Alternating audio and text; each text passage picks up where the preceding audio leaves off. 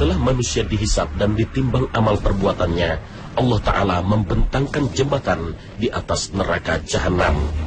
Jembatan merupakan jalur tunggal menuju surga, sehingga siapapun yang akan menuju surga pasti akan melalui tempat ini.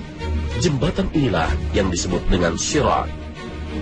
Jembatan Sirat hanya akan dilalui orang-orang mukmin saja.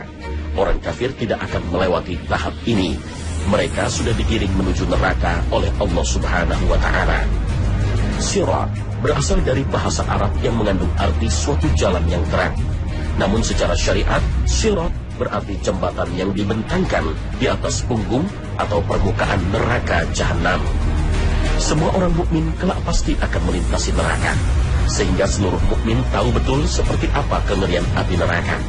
Inilah yang dimaksudkan dalam surat Maryam. Dan tidak ada seorang pun daripadamu melainkan mendatangi neraka itu. Hal itu bagi Tuhanmu adalah suatu kemestian yang sudah ditetapkan. Al-Quran Surah Maryam ayat 19. Dengan demikian, sirat atau titian inilah jalur satu-satunya menuju surga. Tak ada jalan lain, tak ada jalan pintas, tak ada jalur alternatif, tak ada jalur udara, apalagi jalur laut. Sirat inilah jalan satu-satunya menuju surga yang dijanjikan Allah Subhanahu wa Ta'ala. Posisinya yang berada persis di atas neraka, tentu sirat menjadi tahapan yang sangat berat dalam proses perjalanan abadi. Bahkan disebut-sebut Rasul sebagai momen paling menakutkan setelah padang mahsyar.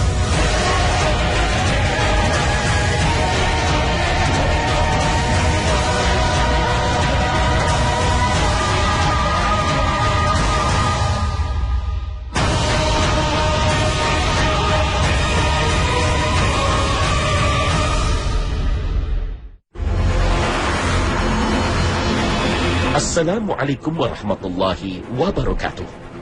Sekalipun sirat, jembatan atau titian ini termasuk perkara gaib yang harus diimani, Rasul SAW telah banyak menggambarkan bentuk dan keadaannya.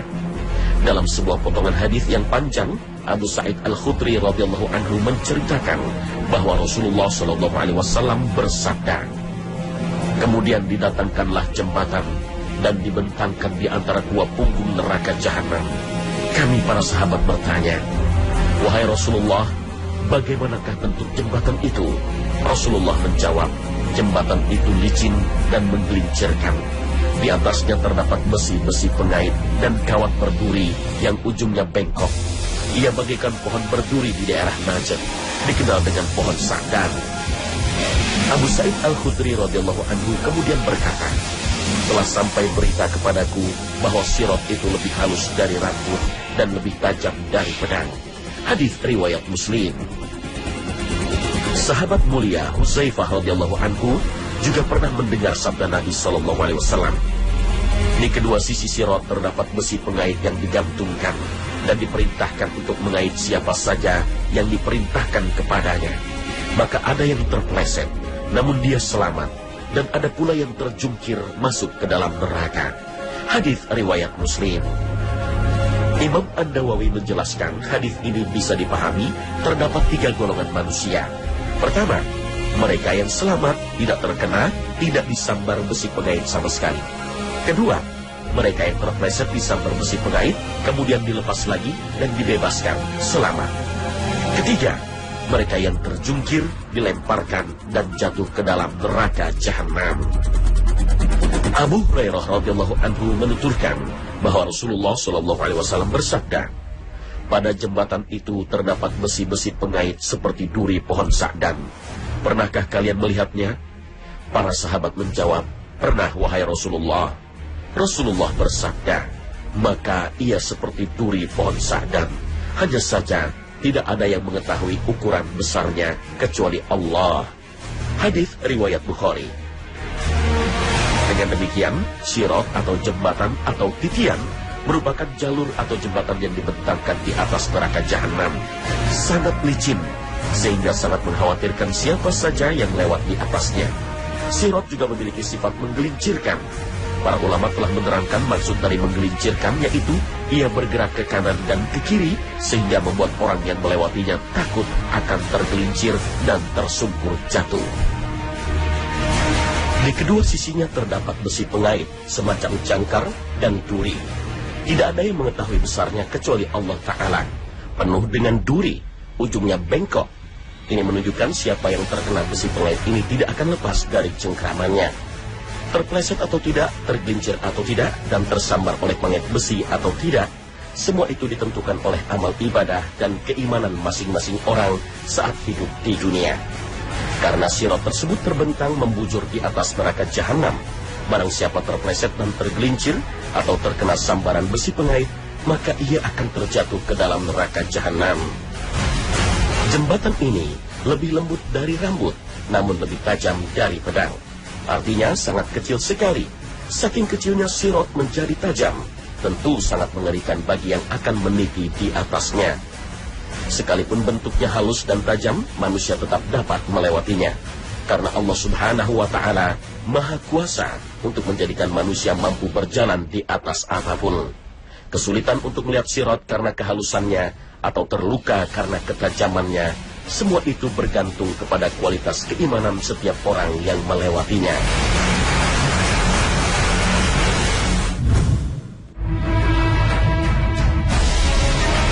Bentuk, sifat dan posisi sirat yang mengerikan ditambah dengan tidak adanya cahaya di jembatan ini, tempat ini begitu gelap gulita sehingga sirat tak terlihat. Maka Allah Subhanahu wa Ta'ala memberikan cahaya penerang kepada para hambanya sesuai amal perbuatannya di dunia. Allah Ta'ala berfirman, yaitu pada hari ketika kamu melihat orang mukmin laki-laki dan perempuan, sedang cahaya mereka bersinar di hadapan dan di sebelah kanan mereka. Dikatakan kepada mereka, pada hari ini ada berita gembira untukmu, yaitu surga yang mengalir di bawahnya sungai-sungai, yang kamu kekal di dalamnya. Itulah keberuntungan yang besar.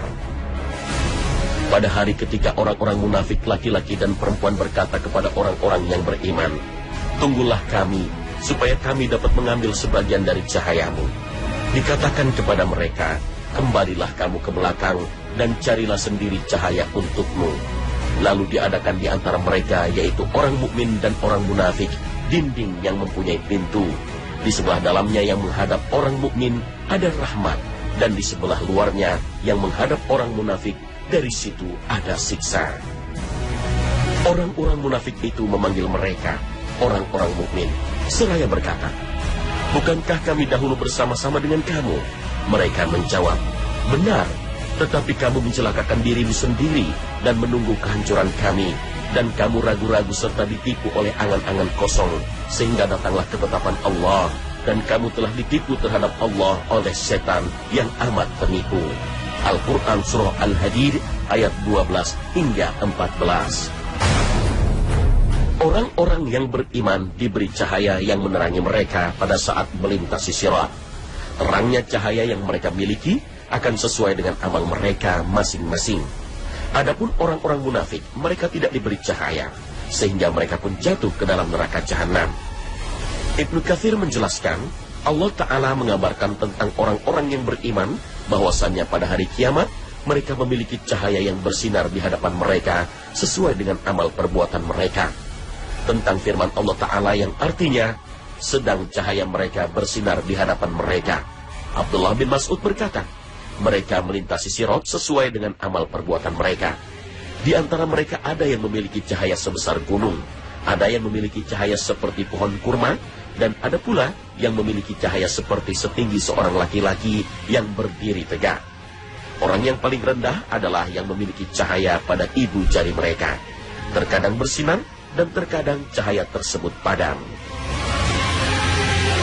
Ayat ini jelas sekali menegaskan bahwa sirat atau jembatan ini hanya akan dilalui orang-orang mukmin saja.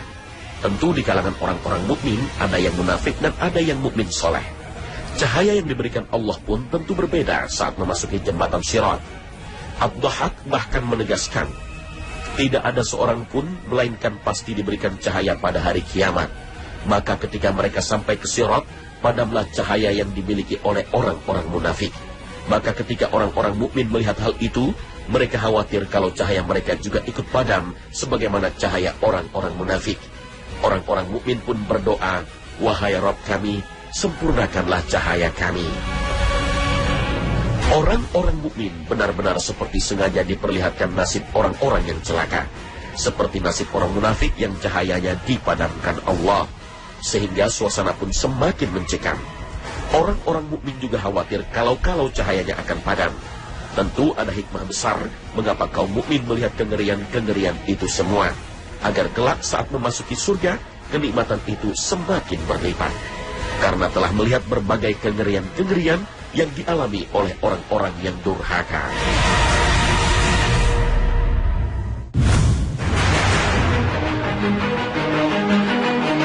Nasib semua manusia sejak zaman Nabi Adam hingga akhir zaman telah ditentukan. Orang-orang kafir digiring menuju neraka.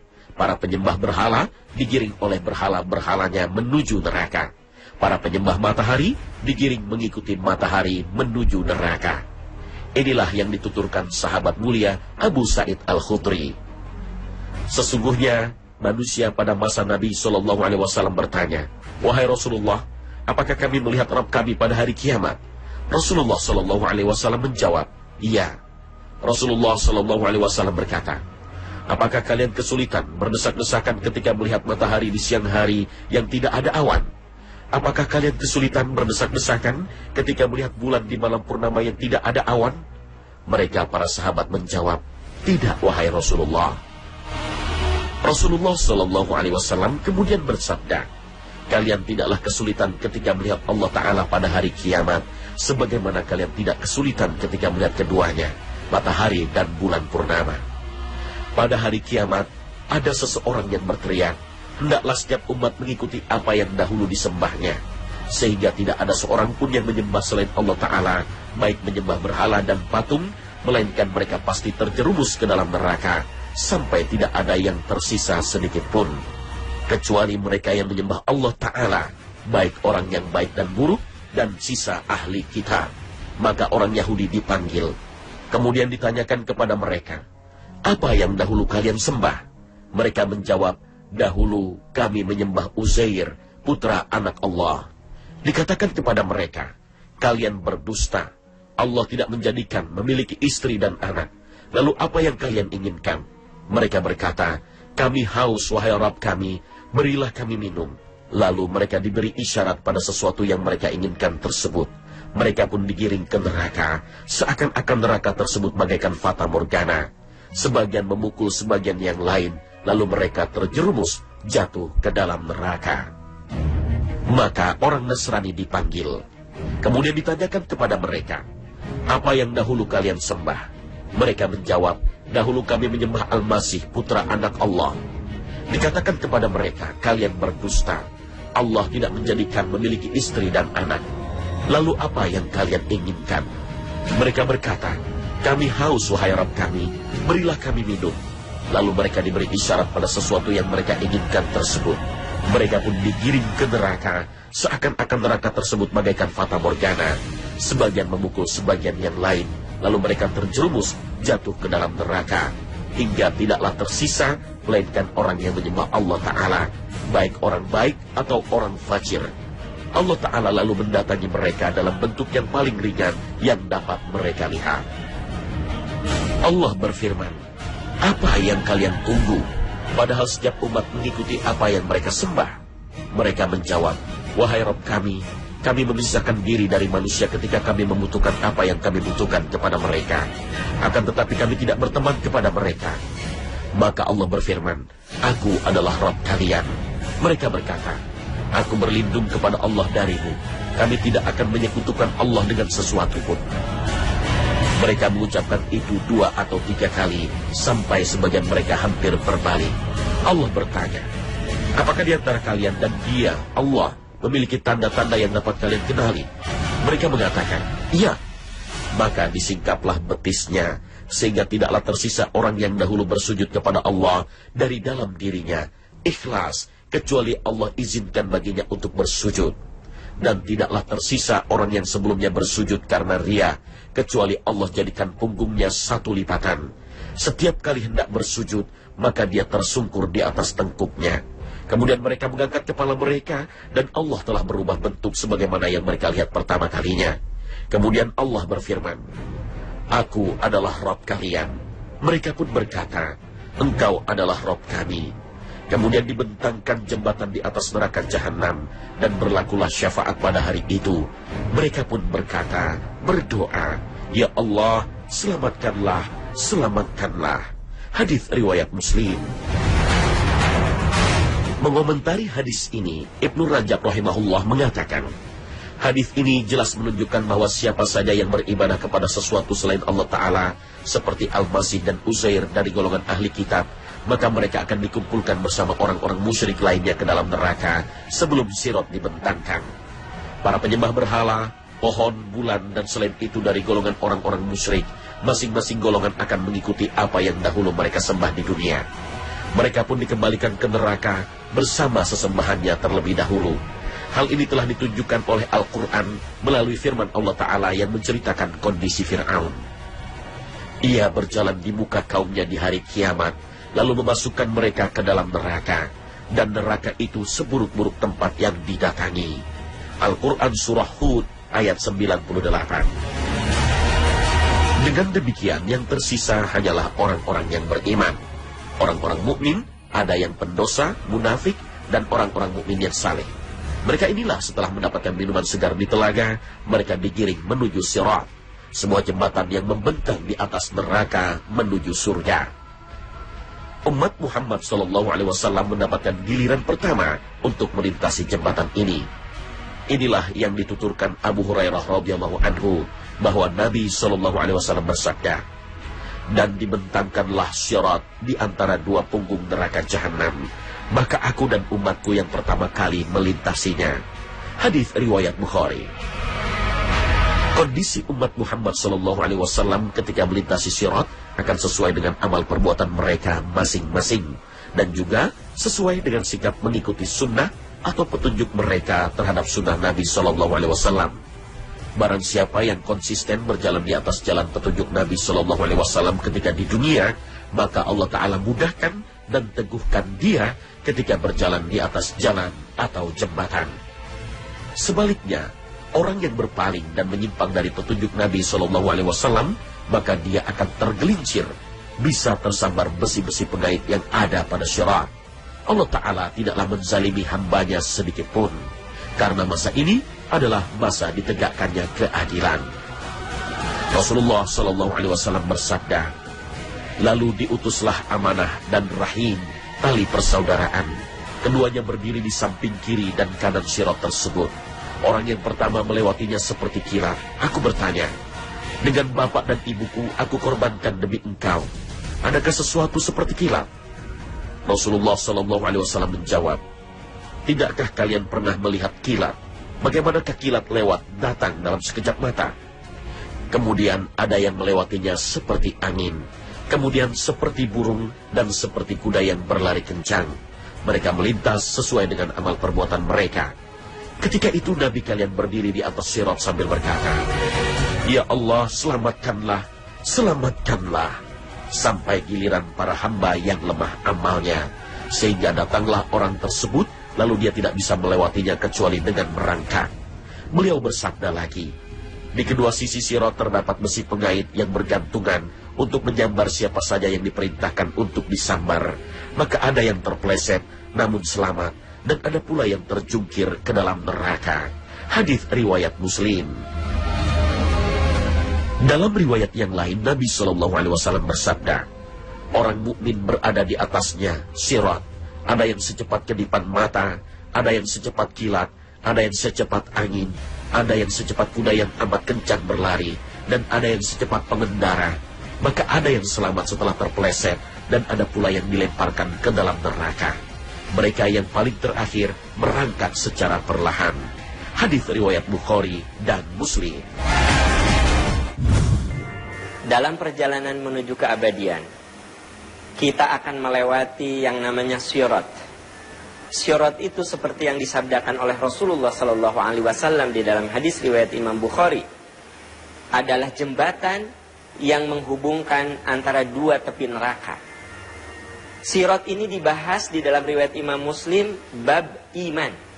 Karena memang ini hanya bisa diterima dengan kualitas iman yang prima, yang bagus. Di dalam riwayat Imam Muslim diungkapkan bahwa sirat ini sangat kecil, seperti rambut, bahkan lebih kecil dari rambut. Di dalam syarah hadis yang menjelaskan tentang sirat diungkapkan bahwa sirat itu jaraknya luar biasa sekali. Ada yang mengatakan sampai 15.000 tahun. 5.000 tahun menanjak, 5.000 tahun datar, 5.000 tahun menurun. Bisa dibayangkan ketika kita melewati jembatan Suramadu saja, begitu ada angin kencang, terasa goyangan, kita merasa khawatir. Ketika jembatan itu goyang, kita merasa takut. Padahal sejenak, sebentar. Ini bisa ribuan tahun, belasan ribu tahun orang melewati sirat itu. Rasulullah bersabda bahwa pada saat itu Nabi akan mendoakan umatnya, ya Allah, selamatkan umatku, ya Allah, selamatkan umatku. Kenapa? Karena ini adalah peristiwa yang sangat berat, sangat menakutkan, sangat mengerikan. Tetapi walaupun mengerikan, ternyata ada orang yang melewatinya begitu cepat, sekilat cahaya, sampai-sampai dia tidak sadar kalau dia melewati sirat itu. Dia katakan, oh saya melewati sirat. Di antaranya siapa? Mereka yang sering bersedekah. Mengapa? Karena janji Allah, wallahu fi aunil abdi, maka nal abdu fi auni akhi. Allah pasti menolong hambanya selama si hamba itu suka menolong orang lain. Man yassara ala mu'sirin yassarallahu fid dunya wal akhirah. Siapa yang suka memberikan kemudahan kepada orang lain, Allah akan permudah dia di dunia dan di akhirat. Nah, di dalam riwayat Abu Daud, di akhirat itu salah satunya adalah ketika melewati sirat. Tapi jangan salah, ada juga orang yang melewati sirat itu terseok-seok, bahkan akhirnya jatuh ke dalam jurang neraka. Di antaranya adalah orang-orang yang sering bersaksi palsu, yaitu orang-orang yang bersumpah sehingga orang lain itu bisa celaka dengan sumpahnya. Di bulan yang penuh keberkahan ini, di bulan Ramadan ini, kita tingkatkan amalan-amalan soleh. Di antaranya sedekah. Sedekah itu bukan hanya dengan uang. Senyum itu sedekah, berbagi ilmu itu sedekah, berbagi kebaikan itu sedekah. Semoga kedermawanan kita di bulan yang penuh berkah ini bisa mempermudah kita melewati sirat di hari mahsyar nanti. Beragam cara orang-orang mukmin yang melintasi sirat menuju surga Allah Subhanahu wa Ta'ala. Lancar atau tidaknya menyeberangi jembatan sirat tergantung pada orangnya. Kecepatannya melewati sirat yang begitu halus dan tajam sesuai dengan tingkat kecepatan mereka dalam menyambut dan melaksanakan perintah-perintah Allah Subhanahu wa Ta'ala di dunia ini. Maka selagi masih diberi kesempatan, bersegeralah menyambut dan melaksanakan perintah Allah Subhanahu wa Ta'ala dan menjauhi larangan-larangannya.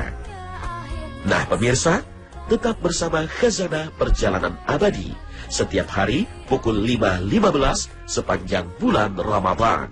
Akhir kata, wassalamualaikum warahmatullahi wabarakatuh.